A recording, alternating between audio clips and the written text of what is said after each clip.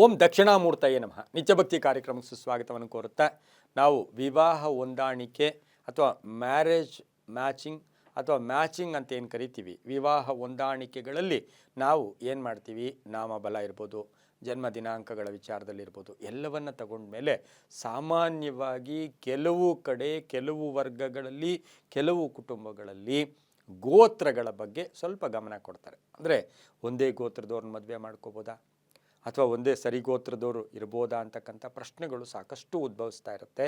ಇಲ್ಲಿ ಗೋತ್ರ ಅಂದಾಗ ಆ ವ್ಯಕ್ತಿಯ ಒಂದು ಜೀವನಾಡಿ ಅಂತೂ ಕೂಡ ಗೋತ್ರಕ್ಕೆ ಅದರದೇ ಆದ ಒಂದು ವಿಶೇಷತೆ ಇರತಕ್ಕಂಥ ಆ ಪದ ಕೂಡ ಅದಾಗಿರುತ್ತೆ. ಇನ್ನು ವಿವಾಹಕ್ಕೆ ಒಂದೇ ಗೋತ್ರದವ್ರ ಜೊತೆ ವಿವಾಹವನ್ನು ಮಾಡಬಹುದಾ ಅಂತಕ್ಕಂಥದ್ದನ್ನು ನಾವು ಜ್ಯೋತಿಷ್ಯದಲ್ಲಿ, ಆಧ್ಯಾತ್ಮದಲ್ಲಿ, ಹಿಂದೂ ಪರಂಪರೆಯಲ್ಲಿ, ಸನಾತನ ಧರ್ಮದಲ್ಲಿ ನಾವು ಇದನ್ನು ಅವಲೋಕನ ಮಾಡಿ ಹೋದಾಗ ನಾವು ನಮ್ಮ ಹುಟ್ಟಿಗೆ ಗೋತ್ರಕ್ಕೂ ಸಂಬಂಧ ಇದೆ. ಆದರೆ ಸಾವಿಗೂ ಗೋತ್ರಕ್ಕೆ ಸಂಬಂಧ ಇಲ್ವಾ ಅಂದರೆ ಅದು ಕೂಡ ಆ ಗೋತ್ರದ ಒಂದು ಅಂಶವನ್ನು ಅಲ್ಲೂ ತಗೊಳ್ತೀವಿ. ಆದರೆ ಹುಟ್ಟಿಗೂ ಗೋತ್ರಕ್ಕೂ ಮಹತ್ತರ ಸಂಬಂಧ ಇದೆ.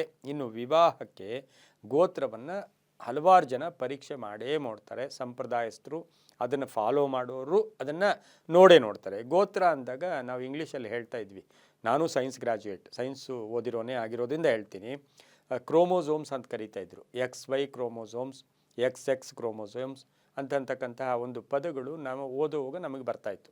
ಅಂದರೆ ಈ XY ಅಂತಕ್ಕಂಥದ್ದು, XX ಅಂತಕ್ಕಂಥದ್ದು, ಈ ಕ್ರೋಮೋಸೋಮ್ಸ್ ಅಂತಕ್ಕಂಥದ್ದು ಇವೆಲ್ಲವನ್ನೂ ಕೂಡ ನಾವು ಆಗ ಸ್ಟಡಿ ಮಾಡಿದ್ವಿ, ಅಧ್ಯಯನ ಮಾಡಿ. ಅದೇ ರೀತಿ ಇವತ್ತಿನ ಸಹ ಈ ಗೋತ್ರದ ಮಹತ್ವಕ್ಕೆ, ಗೋತ್ರಕ್ಕೆ ಬಂದಾಗ ಇಲ್ಲಿ ನಾವು ಕಾಮನ್ ವರ್ಡ್ ಏನು ಯೂಸ್ ಮಾಡ್ಬೋದು, ಒಂದೇ ರಕ್ತ ಅಂತ. ಗೋತ್ರ ಅಂದರೆ ಒಂದೇ ಗೋತ್ರ ಅಂದರೆ ಒಂದೇ ರಕ್ತ ಅಂತಕ್ಕಂಥದ್ದನ್ನು ಕೂಡ ನಾವು ತಗೋಬೋದು. ಯಾಕೆಂದರೆ ಸಾಮಾನ್ಯವಾಗಿ ರಕ್ತ ಅನ್ನೋದ್ರ ಜೊತೆಗೆ ಹೆಣ್ಣಿಗೆ ವಿವಾಹ ಆದಮೇಲೆ ಆ ಗೋತ್ರ ಬದಲಾವಣೆ ಆಗಿಬಿಡುತ್ತೆ. ಅದು ಅತ್ತೆ ಮಾವನವ್ರ ಗೋತ್ರ ಹೇಳ್ಕೊಬೇಕು ಆ ಮಗು. ನಾವು ಯಾವಾಗ ಕನ್ಯೆಯನ್ನು ದಾನ ಮಾಡಿದಾಗ ನಿನ್ನ ಗೋತ್ರ ಯಾವುದಮ್ಮ ಅಂದರೆ ತಂದೆ ಗೋತ್ರ ಹೇಳಲ್ಲ, ಅದು ಅತ್ತೆ ಮಾವನ ಗೋತ್ರ ಅಥವಾ ಗಂಡನ ಗೋತ್ರ ಕೂಡ ಹೇಳ್ಕೊತಾರೆ. ಅದೇ ರೀತಿ ಈ ಒಂದೇ ಗೋತ್ರವನ್ನು ಮದುವೆ ಮಾಡ್ಕೋಬೋದಾ ಅಂತಕ್ಕಂಥದ್ದು ನೋಡೋಕೆ ಹೋದಾಗ ಮಾನವನ ದೇಹದಲ್ಲಿ 23 ವರ್ಣತಂತುಗಳಿರ್ತಕ್ಕಂಥದ್ದನ್ನು ಕೂಡ ನಾವೀಗಾಗಲೇ ಗುರುತಿಸಿರ್ತಕ್ಕಂಥದ್ದು. ಆ ತಂತುಗಳೇ ನಾನು ಹೇಳಿದ್ದು XY XX ಅಂತಕ್ಕಂಥದ್ದನ್ನು ಕೂಡ ಹೇಳಿದ್ದೀನಿ. ಪೂರಕವಾಗಿ ಒಂದೇ ಗೋತ್ರದವರು ವಿವಾಹ ಆದರೆ ಕೆಲವು ಸಾರಿ ಮಕ್ಕಳಿಗೆ ಅಭಿವೃದ್ಧಿ ಕಡಿಮೆ ಆಗ್ತಕ್ಕಂಥದ್ದು, ಮಕ್ಕಳ ಒಂದು ದೇಹಾಭಿವೃದ್ಧಿ ಇರ್ಬೋದು, ಮಾನಸಿಕ ಅಭಿವೃದ್ಧಿ ಇರ್ಬೋದು, ಅಥವಾ ಎಲ್ಲೋ ಒಂದು ಕಡೆ ಮಾನಸಿಕ ಅಸ್ವಸ್ಥತೆ ಕಾಣಿಸ್ತಕ್ಕಂಥ ಸಾಧ್ಯತೆಗಳು ಕೂಡ ಇರುತ್ತೆ. ಅದರ ಜೊತೆಗೆ ಅಂಗವೈಕಲ್ಯ, ಅಸ್ವಸ್ಥತೆ ಕೂಡ ಕೆಲವು ಸಾರಿ ಕಾಣಿಸ್ತಕ್ಕಂಥ ಸಾಧ್ಯತೆ ಇರುತ್ತೆ. ಹಲವು ದೋಷಗಳು ಕೂಡ ಇರುತ್ತೆ. ಯಾವ ದೋಷ ಅಂದರೆ, ನಾವು ಎಷ್ಟೋ ಸರಿ ಒಂದೇ ಗೋತ್ರದವರು ತಕ್ಷಣ ಇಮ್ಮಿಡಿಯೇಟ್ ರಿಯಾಕ್ಟ್ ಆಗಿಬಿಡ್ತಾರೆ.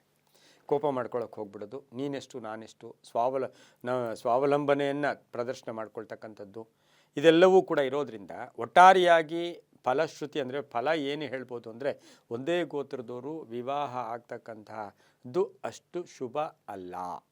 ಹಾಗಾಗಿ ಗೋತ್ರ ವಿಷಯಕ್ಕೆ ಬಂದಾಗ ನಾವು ನಾಡಿಕೂಟ ಅಂತ ನೋಡ್ತೀವಿ, ಅಷ್ಟಕೂಟ ಅಂತ ನೋಡ್ತೀವಿ ಮ್ಯಾಚಿಂಗಲ್ಲಿ. ಆ ಅಷ್ಟಕೂಟಗಳಲ್ಲಿ ಕಡೆಯದಾಗಿ ಬರುತ್ತೆ ನಾಡಿಕೂಟ ಅಂತ. ಅಲ್ಲಿ ಅಂತ್ಯನಾಡಿ, ಆದಿನಾಡಿ, ಈ ರೀತಿ ನಾಡಿಗಳು ಬರುತ್ತೆ.